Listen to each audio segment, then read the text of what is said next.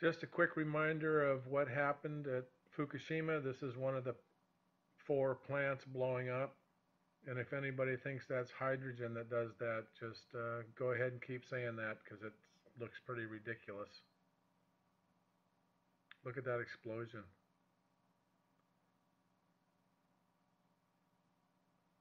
Whole roof's gone. Whole reactors, whole cooling pools are gone. The water buckets are gone. The water buckets are gone. Because here's what it looks like afterwards. Don't think anything's left there of any real going to help us. And of course, this is, I like to point this out, this is a report from the United States Nuclear Commission, Regulatory Commission, a couple days after the accident. 100% of total spent fuel was released to the atmosphere from Unit 4, which had all the MOx and NOx and stuff in there. So it's all released. You've breathed it already. So you got to ask yourself, why are all these nuclear plants around that are so horrible? And they say it's to make power and keep the earth cool, which is not true. They heat up tremendous amounts of water. But they're basically to make weapons. That's why nuclear plants are around. They're making weapons grades material. So it says fissile materials comprise the sine qua non, or basically the basic item you need of nuclear weapons making. Limits on access to fissible material are the primary technical barrier to acquisition of nuclear weapons capacity in the world today. But once these materials are acquired, construction of nuclear weapons should be assumed to be relatively straightforward. So once that material is made, it's pretty well ready to put in a bomb by any crazy person with some kind of science ability. And I'm reading through this whole ridiculous thing, but no material seized or reported stolen so far appears to have been stolen, which means maybe some material was stolen and we don't know. And no one even keeps track of these stockpiles very close. And as the Soviet Union falls apart, I would have thought there would have been a nuclear bomb by now that went off somewhere, but so far so good. But actually, we're in a nuclear war. It's just with the nuclear plants themselves, which are releasing the radiation and killing us. Always want to put in a plug for Beautiful Girl by Dana, or the nuclear proctologist. He's on here sometimes 5 days a week, and you can go on there and listen to him and talk to the people in the chat over here. And he's always in need of some money to go out on his boat and do some more surveys of what's going on the Pacific coast. So if you got a couple bucks to send to him, that would be great. And let's listen to what he has to say here. Don't point any fingers at her. Russia is floating nuclear Titanic. So they got a floating nuclear power plant. Nothing's unsinkable. Remember the Titanic? And now they have endless supplies of water if they're out in the middle of the ocean. And if they melt down, they just keep that water circulating and whatever. Just pump it out because the solution to radioactive pollution is dilution. So this is the just horrible idea. Nuclear iceberg opens its gangway. It's Chernobyl. An iceberg, basically. Opens its gangway for, like, after years of secrecy. It's so dangerous, we gotta hide it. They actually spent 10 years jimmying it together, their words, not ours.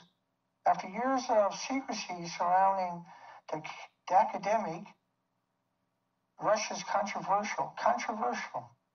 This is a word we hear in media all the time when it comes to nuclear. Controversial. They can't work it out. Media has apparently can't tell the difference. They think it's like a banana unless the terrorist gets it, then it's bad. Terrorist got it bad. Corporation accident, okay. Banana. Terrorist gets it okay? No, no.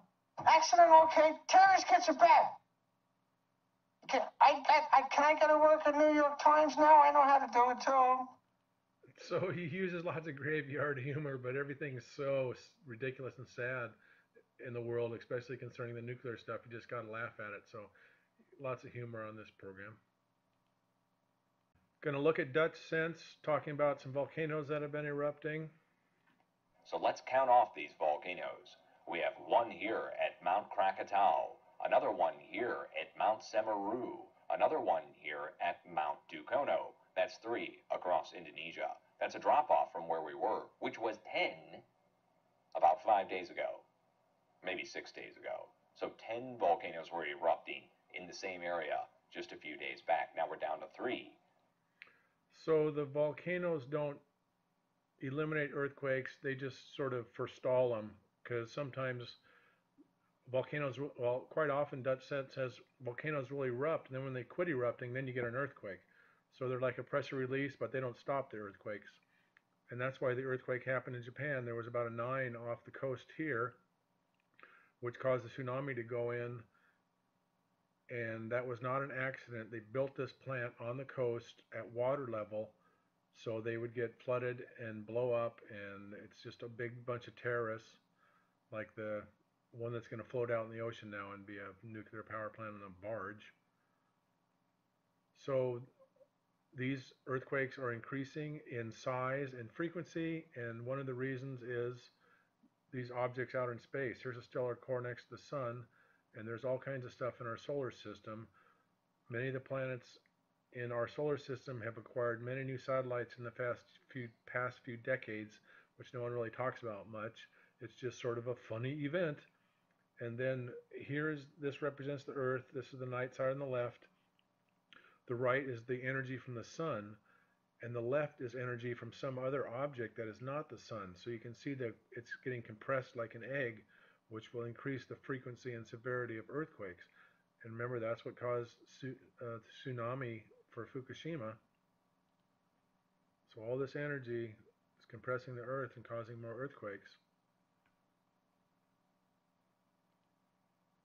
I'm taking a look at the Intergovernmental Panel on Climate Change and what it says about nuclear power, and some people have said that the IPCC said no more nuclear power in this report, but that's not true from what I'm finding. So this is the report. Nuclear power increases its share in most 1.5C pathways. So that's what they're worried about, is 1.5C, which we've already reached in my opinion. And this is just a report to have people think things are pretty bad, but actually they're horrible. And they don't want to tell you too much, or you know, panic. So here is nuclear power. Here, this one's nuclear, and it says 2030, 2050, 2100. Like anybody's going to be around then. And that's going to increase. Here it says the nuclear power is increasing. It's not, and it could go this high, and it's not being shut down. So I don't know why people are saying that. Now here's the nuclear right here, 2020, 2030, 2050. About 11%, 16%, 25%, so it's going up. It's doubling. I mean, they're still building plants all over the world. So this report does not say no nuclear anymore. And it's a fantasy report anyway, because it was agreed on decades ago that 1750 is the starting year for the Industrial Revolution. And all they've done is dropped 100 years and said, well, see, it's not that bad because it's not increasing as fast as we thought. But it's 100 years ago where it started. So you got to go back here 100 years, which they agreed on, and now they've just thrown it in the trash can like they do with a lot of stuff. And then here's our increase in energy and emissions and temperature change, and they say it's all going to start going straight down from this point. All their new charts have it going like this, which is ridiculous. They were on a different page, but anyway, it's just a fantasy report for people to enjoy. This says this is above 3 degrees already in this area. It's 3 degrees up from 2006 to 2015. So, good luck. So you got to ask yourself, why don't you want these terrorists running these nuclear plants and releasing all this radiation that is harming everybody's life? Well, one of them is thyroid cancer in children in Japan is going way up, and as in the Ukraine, after that accident, thyroid cancer went up in children. As in Japan, see, 2011, 2013. So the information is really hard to get because why aren't they charged to 2017? And then let's say, okay, according to this person who's in charge of the Fukushima thyroid examination, there's a striking similarity between the profiles of patients diagnosed during the period of latency after Chernobyl in Ukraine and currently in Fukushima. So that's got to be a really interesting report. Let's look at it. Nope, can't look at it. How unusual. I'm surprised. Anyway, so all the children in Japan are going to get thyroid cancer and they're dying now, I guess, like us.